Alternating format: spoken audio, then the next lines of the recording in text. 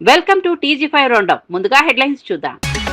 సరైన నాయకత్వంతోనే రాష్ట్ర అభివృద్ధి సాధ్యమన్న రేవంత్. కేరళ ఎన్నికల వేళ ప్రజలకు సీఎం రేవంత్ కీలక సందేశం. పరిశ్రమలతో తెలంగాణ అభివృద్ధి దిశగా వేగంగా ముందుకు. యువతకు ఉద్యోగాలే లక్ష్యమన్న సీఎం రేవంత్ స్పష్టం. కిషన్ రెడ్డి వ్యాఖ్యలపై ఎంపీ చామల కిరణ్ ఘాటు స్పందన. తెలంగాణపై విమర్శలు సరికాదని లోక్సభలో కౌంటర్. కేంద్రం నిధులు ఎందుకు ఇవ్వడం లేదని చామల ప్రశ్న. విమర్శల కంటే అభివృద్ధిపై దృష్టి పెట్టాలని సూచన. తెలంగాణలో కొత్త ఎయిర్పోర్టుల అవసరంపై రఘునందన్ డిమాండ్. శంషాబాద్ ఎయిర్పోర్ట్ సామర్థ్యం తగ్గిందని లోక్సభలో వ్యాఖ్య. మామునూరు ఆదిలాబాద్ విమానాశ్రయాలపై ఆలస్యం ఆరోపణ. ప్రయాణికుల పెరుగుదలతో కొత్త టెర్మినల్ అవసరమని వ్యాఖ్య. కాళేశ్వరంపై కేంద్ర వ్యాఖ్యలకు బీఆర్ఎస్ తీవ్రంగా ఆగ్రహం. కేసీఆర్ కృషిని తప్పుగా చూపడంపై బీఆర్ఎస్ తీవ్ర విమర్శలు. వెంటనే క్షమాపణ చెప్పాలని కేంద్రానికి బీఆర్ఎస్ డిమాండ్. సభా హక్కుల నోటీస్ ఇస్తామని సురేష్ రెడ్డి హెచ్చరిక. ఇక వార్త వివరాల్లోకి వెళ్తే, కేరళ ఎన్నికల నేపథ్యంలో సీఎం రేవంత్ రెడ్డి కీలక వ్యాఖ్యలు చేశారు. ప్రజలు సరైన ప్రభుత్వం, సరైన నాయకుడిని ఎన్నుకోవాల్సిన సమయం వచ్చిందన్నారు. తనకు ముఖ్యమంత్రిగా 28 నెలల అనుభవం మాత్రమే ఉన్నా తెలంగాణ అభివృద్ధిలో ఇతర రాష్ట్రాలకు ఆదర్శంగా నిలుస్తోందని చెప్పారు. పరిశ్రమలకు అనుకూల వాతావరణం కల్పించడంతో ప్రపంచ స్థాయి కంపెనీలు రాష్ట్రంలో పెట్టుబడులు పెడుతున్నాయని వివరించారు. దీనివల్ల స్థానిక యువతకు ఉపాధి అవకాశాలు పెరుగుతున్నాయని తెలిపారు. సరైన నాయకత్వం ఉంటే రాష్ట్రం సహజంగా అభివృద్ధి చెందుతుందని స్పష్టం చేశారు. ప్రజల తీర్పే రాష్ట్ర భవిష్యత్తును నిర్ణయిస్తుందని పేర్కొన్నారు. Now the time has come. Kerala people have to decide who has to run the government. I'm assuring you, I'm going to be there. I'm going to stand along with Kerala people. Next 20-25 years, I'm going to serve poorest of the poor.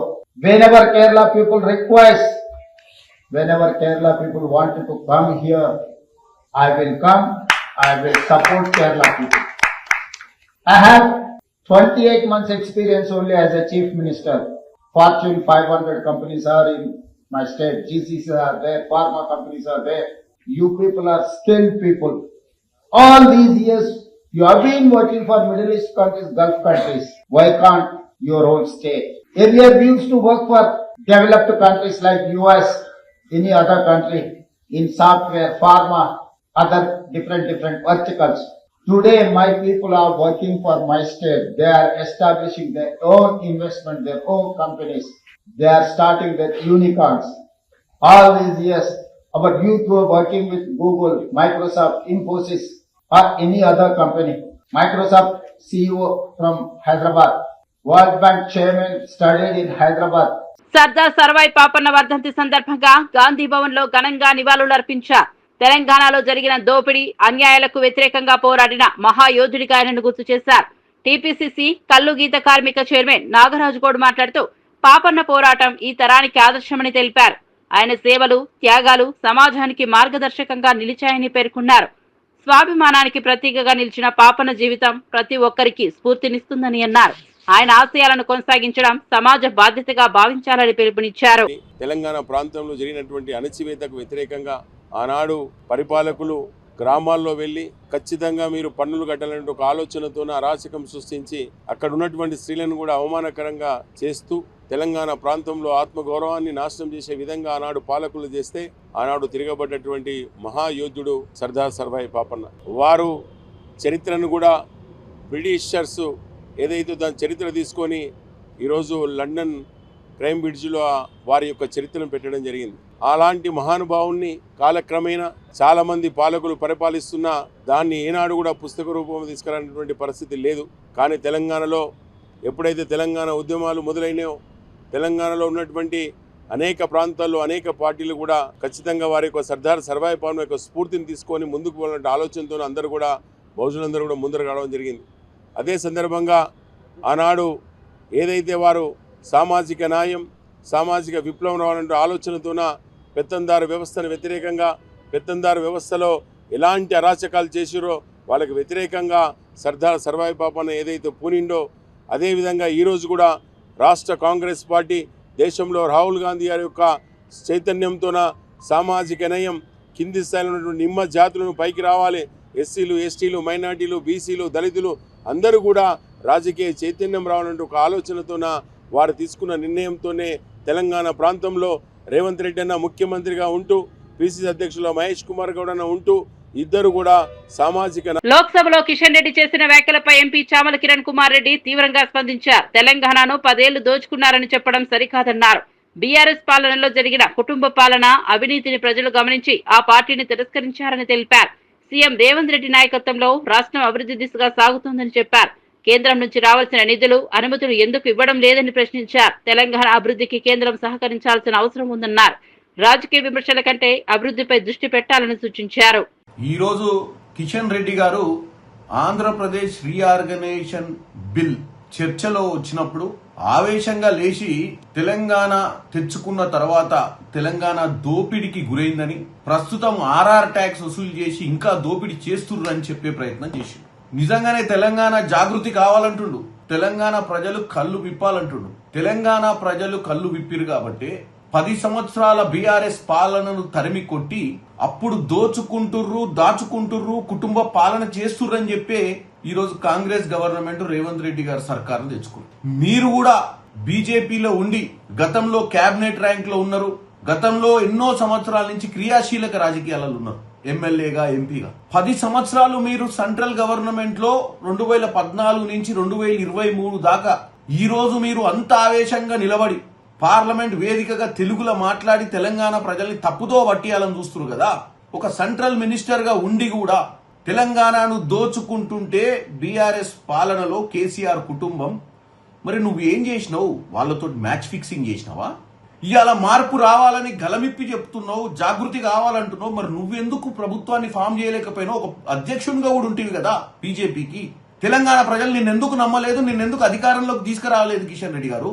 ఎందుకంటే నీ match fixing politics, నీ standard లేని politics గురించి తెలంగాణ ప్రజలకు తెలుసు. వాళ్ళు దోచుకుంటుంటే నువ్వు దాచుకొని చూసినావా?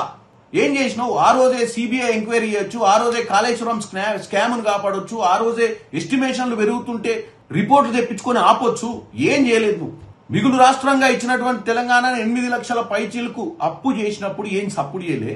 ఇప్పుడు రాష్ట్రాన్ని బాగు చేయాలి, ఇంటికొక ఉద్యోగం ఇవ్వాలి, ప్రైవేట్ కంపెనీలు దేవాలి, రింగ్ రోడ్ కట్టాలి, RRR కట్టాలి, మూసీని చేయాలి, మెట్రోని చేయాలని మేము తాపత్రయపడుతుంటే నిమ్మకు నీరెత్తిన కాళేశ్వరం ప్రాజెక్టుపై కేంద్ర జలశక్తి మంత్రి సిఆర్ పాటిల్ చేసిన వ్యాఖ్యలపై బీఆర్ఎస్ పార్టీ తీవ్రంగా స్పందించింది. కేంద్ర ప్రభుత్వం ₹1 సహాయం చేయకపోయినా ఈ ప్రాజెక్టు నిర్మించి తెలంగాణను వరి ఉత్పత్తిలో దేశంలో నెంబర్ 1 గా నిలిపిన నాయకుడు కేసీఆర్ అని పేర్కొన్నారు. అలాంటి ప్రాజెక్టుపై తప్పుడు వ్యాఖ్యలు చేయడం అన్యాయమన్నారు. వెంటనే క్షమాపణలు చెప్పాలని డిమాండ్ చేశారు. లేదంటే సభా హక్కుల ఉల్లంఘన నోటీస్ ఇస్తామని రాజ్యసభలో ఎంపీ కేఆర్ సురేష్ రెడ్డి హెచ్చరించారు. और आप ही लोग कितने अवार्ड्स दिए, जितने भी मंत्री लोग यहाँ बैठे हुए, हर मिनिस्ट्री का एक रिवॉर्ड तेलंगाना को आया. और उसकी कारण ये है कि my leader wanted the blood of the martyrs who sacrificed for the state of Telangana should be fulfilled in the form of making Telangana the number 1 state. Budget में आप बताए उस दिन कि भाई आज हिंदुस्तान दुनिया का नंबर 1 राइस प्रोड्यूसिंग स्टेट है, और उसकी कारण यह है कि आज तेलंगाना हिंदुस्तान का नंबर 1 स्टेट है. और उसका कारण भी यही है कि तेलंगाना में सेंट्रल गवर्नमेंट से 1 पैसा ना लेते हुए दुनिया का world's biggest largest multipurpose irrigation project lift irrigation Kaleshwaram बनाए. और मुझे दुख से कहना पड़ता है कि ये सेंट्रल गवर्नमेंट और ये सेंट्रल गवर्नमेंट इनको जानकारी भी नहीं है. आपको बोलने देता हूं सर, मेरा वक्त जा रहा है साहब, please bring house to order. मेरा वक्त जा रहा है सर. नहीं, ये गलत है. आप बाद में बात करें क्योंकि आपको बाद में अभी లోక్సభ 0 ఓవర్లో మెదక్ ఎంపీ రఘునందన్ రావు తెలంగాణలో విమానాశ్రయాల అవసరంపై మాట్లాడారు. ప్రస్తుతం శంషాబాద్ లో ఒకటే ఎయిర్పోర్ట్ ఉండగా దాని సామర్థ్యం పరిమితమని తెలిపారు. ఇప్పటికే ప్రయాణికుల సంఖ్య పెరుగుతోందని చెప్పారు. ఇతర రాష్ట్రాల్లో ఎక్కువ ఎయిర్పోర్ట్లు ఉన్నప్పటికీ తెలంగాణలో అవకాశాలు తక్కువగా ఉన్నాయని అన్నారు. మామునూరు, ఆదిలాబాద్ ప్రాజెక్టుల్లో కొత్త విమానాశ్రయాలు మంజూరైనప్పటికీ భూసేకరణలో ఆలస్యం జరుగుతోందని పేర్కొన్నారు. రాష్ట్ర ప్రభుత్వం వెంటనే చర్యలు తీసుకోవాలని కోరారు. శంషాబాద్ ఎయిర్పోర్ట్ లో 2వ టెర్మినల్ నిర్మాణాన్ని కూడా త్వరగా పూర్తి చేయాలని విజ్ఞప్తి చేశారు. మాన్యనీయ శ్రీ మాధవనేని రఘునందన్ రావు గారు. అధ్యక్ష, 0 ఓవర్లో మాట్లాడడానికి అవకాశం ఇచ్చినందుకు ధన్యవాదాలు. భాగ్యనగరంలో ఒకే ఒక ఎయిర్పోర్ట్ ఉంది, శంషాబాద్ ఎయిర్పోర్ట్ అధ్యక్ష. దీని కెపాసిటీ ఏటా 40 లక్షల మంది ప్యాసింజర్లు ట్రావెల్ చేయడానికి ఉన్నటువంటి ఈ ఎయిర్పోర్ట్లో ఇప్పటికీ 24-25 లెక్కల ప్రకారం ఏటా 35 లక్షల మంది ప్యాసింజర్స్ శంషాబాద్ ఎయిర్పోర్ట్ నుంచి ట్రావెల్ చేస్తూ ఉన్నారు అధ్యక్ష. మొత్తం తెలంగాణ రాష్ట్రంలో ఉన్న ఒకే ఒక ఎయిర్పోర్ట్ శంషాబాద్ ఎయిర్పోర్ట్ ఉంది అధ్యక్ష. భారత ప్రభుత్వం గౌరవనీయులు నరేంద్ర మోడీ గారి నాయకత్వంలో వరంగల్ జిల్లా మామనూరులో ఒక ఎయిర్పోర్ట్ని, నా సహచర ఎంపీ ఆదిలాబాద్ ఎంపీ నగేష్ గారి నాయకత్వంలో ఆదిలాబాద్లో రెండో ఎయిర్పోర్ట్ని గౌరవనీయులు నరేంద్ర మోడీ గారి నాయకత్వంలో మంజూరు చేసింది. నిన్న మొన్న జరిగిన చర్చల్లో చాలామంది ఆంధ్రప్రదేశ్కి 8 ఎయిర్పోర్ట్లు ఉన్నాయి, తెలంగాణకు ఏం లేవని భారత ప్రభుత్వాన్ని బదనాం చేసేటువంటి కార్యక్రమం జరుగుతుంది అధ్యక్ష. అందుకని భారత ప్రభుత్వం మంజూరు చేసినటువంటి మామనూరు ఎయిర్పోర్ట్ని ఆదిలాబాద్ ఎయిర్పోర్ట్కి త్వరలోనే తెలంగాణ రాష్ట్ర ప్రభుత్వం భూ కేటాయింపులు జరిపి గౌరవ ప్రధానమంత్రి చేత 2 ఎయిర్పోర్ట్లను త్వరలోనే ప్రారంభించాలని. రాజ్యసభలో అమరావతి రాజధాని బిల్లుపై చర్చ సందర్భంగా బీఆర్ఎస్ ఎంపీ సురేష్ రెడ్డి తెలంగాణ హక్కుల అంశాన్ని ప్రస్తావించారు. రాష్ట్ర విభజన సమయంలో తెలంగాణ మండలాలను ఏకపక్షంగా ఆంధ్రప్రదేశ్ లో విలీనం చేయడం అన్యాయమని విమర్శించారు. కేసీఆర్ ప్రతిపాదించిన సోదర సంబంధాల భావనను గుర్తు చేస్తూ కేంద్ర వైఖరిపై పరిశీలించారు. తెలంగాణ వేగంగా అభివృద్ధి చెందుతున్నప్పటికీ గత 12 ఏళ్లుగా కేంద్ర సహాయం ఎందుకు లభించలేదని ప్రశ్నించారు. ప్రధాని మోదీ చేసిన వ్యాఖ్యలపై కూడా స్పందిస్తూ తెలంగాణకు న్యాయం చేయాలని డిమాండ్ చేశారు. प्रोजेक्ट लिफ्ट इरिगेशन कालेश्वरम बनाए और मुझे दुख से कहना पड़ता है कि ये सेंट्रल गवर्नमेंट और ये सेंट्रल गवर्नमेंट उनको जानकारी भी नहीं है. सर मेरा वक्त जा रहा है साहब, please bring house to order. मेरा वक्त जा रहा है सर. नहीं ये गलत है, आप बाद में बात करें क्योंकि आपको बाद में भी अभी सर ये बात मैं इसीलिए कह रहा हूं कि the other day in the house the honourable जल शक्ति मंत्री ने उस दिन जब जवाब दे रहे थे एक प्रश्न के, हमारे लक्ष्मण भाई के प्रश्न में, वो कहे कि भाई 1 पैसा सेंट्रल गवर्नमेंट का ना दिया गया, स्टेट गवर्नमेंट का 34,000 करोड़ का इन्वेस्टमेंट हुआ और जो भी है लोन लिए हैं, मगर आपका 1 पैसा नहीं है. वो तो ठीक बात है, मगर आपका 1 पैसा उसमें नहीं है और आपको इतना भी जानकारी नहीं है कि प्रोजेक्ट का क्या लाभ हो रहा है. आप यहाँ बयान दे दिए कि 1 लाख करोड़ एकदम got washed away. That is something which attracts the attention of the house. In my view, it attracts the privilege of the house for the honorable minister to mislead this august house by saying 1 lakh crores of Kaleshwaram project got washed away. Sir, in this regard, I would like to explain, I would like to enlighten, I would like to tell the people of India. Karimnagar జిల్లాలోని ప్రసిద్ధ పుణ్యక్షేత్రం కొండగట్టులో హనుమాన్ చిన్న జయంతి వేడుకలు ఘనంగా వైభవంగా కొనసాగుతున్నాయి. ప్రాంతం నలుమూలల నుంచి భక్తులు భారీగా తరలి వస్తున్నారు. ప్రత్యేక పూజలు, హోమాలు, అలంకరణలతో ఆలయం ఆధ్యాత్మిక వాతావరణంతో కలకలలాడుతోంది. భక్తులు స్వామివారిని దర్శించుకుని మొక్కులు చెల్లించుకుంటున్నారు. ఆలయ పరిసరాల్లో సాంస్కృతిక కార్యక్రమాలు నిర్వహిస్తున్నారు. అధికారులు భక్తులకు సౌకర్యాలు కల్పిస్తూ ప్రత్యేక ఏర్పాట్లు చేశారు. ట్రాఫిక్ నియంత్రణ చర్యలు చేపట్టారు. భక్తుల రద్దీ నేపథ్యంలో భద్రతా ఏర్పాట్లు కట్టుదిట్టం చేశారు. ఈ వేడుకలు భక్తి ఉత్సాహాన్ని పెంచుతున్నాయి. వచ్చి స్వామి దర్శనం చేసుకొని ఇరుముడి సమర్పణ చేసి మాల విరమణ చేస్తారు. దానికోసం కావాల్సిన ఏర్పాట్లని కలెక్టర్ గారు, ఎస్పీ గారు, ఆలయ కార్యనిర్వహణాధికారి గారు కూడా అన్ని ఏర్పాట్లు చేసి ఉన్నారు. వైశాఖ మాసం అంటే మే 12వ తారీఖు రోజున ప్రధానమైనటువంటి ఉత్సవాలు. ఆ 3 రోజుల పాటు ఋగ్వేద, యజుర్వేద, సామవేద, అధర్వవేదాలు, అదేవిధంగా రామాయణ, భారత భాగవతాలు, ప్రత్యేకమైన హోమాలు చేస్తాం. అమెరికా అధ్యక్షుడు డొనాల్డ్ ట్రంప్ వెస్ట్ ఆసియా ఉద్రిక్తతలపై కీలక ప్రకటన చేశారు. వైట్ హౌస్ నుంచి దేశాన్ని ఉద్దేశించి మాట్లాడిన ఆయన ఇరాన్తో యుద్ధ పరిస్థితిని త్వరగా పరిష్కరిస్తామని చెప్పారు. ప్రాంతంలో స్థిరత్వం తీసుకురావడం తన లక్ష్యమని పేర్కొన్నారు. అంతర్జాతీయ స్థాయిలో ఈ ప్రకటనకు విభిన్న స్పందనలు వ్యక్తమవుతున్నాయి. మిత్ర దేశాలు జాగ్రత్తగా పరిస్థితిని గమనిస్తున్నాయి. భవిష్యత్తులో దౌత్యపరమైన చర్చలు వేగం అందుకునే అవకాశం ఉందని విశ్లేషకులు భావిస్తున్నారు. ప్రపంచ భద్రతపై ఈ పరిణామం ప్రభావం చూపే అవకాశం ఉందని అంటున్నారు.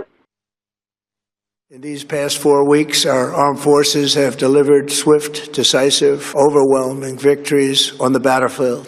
Victories like few people have ever seen before. Tonight, Iran's navy is gone. Their air force is in ruins.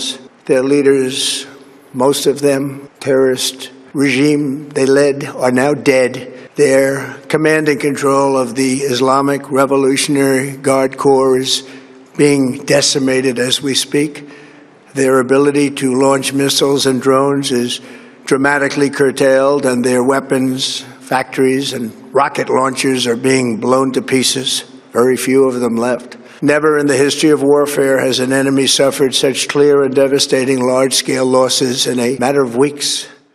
Hyderabad లో దోమల సమస్యపై బీఆర్ఎస్ ఎమ్మెల్యే సుధీర్ రెడ్డి వినూత్నంగా నిరసన తెలిపారు. దోమతెర ధరించి ఫాగింగ్ యంత్రంలో అసెంబ్లీ వద్దకు చేరుకున్నారు. నగరంలో దోమల తీవ్రత పెరిగి ప్రజలు ఇబ్బందులు పడుతున్నారని చెప్పారు. మలేరియా, చికెన్ గున్యా వంటి వ్యాధులు వ్యాప్తి చెందుతున్నాయని హెచ్చరించారు. సమస్య పరిష్కారంలో కాంగ్రెస్ ప్రభుత్వం విఫలమైందని విమర్శించారు. ప్రజల ఆరోగ్యంపై ప్రభుత్వం తక్షణ చర్యలు తీసుకోవాలని డిమాండ్ చేశారు.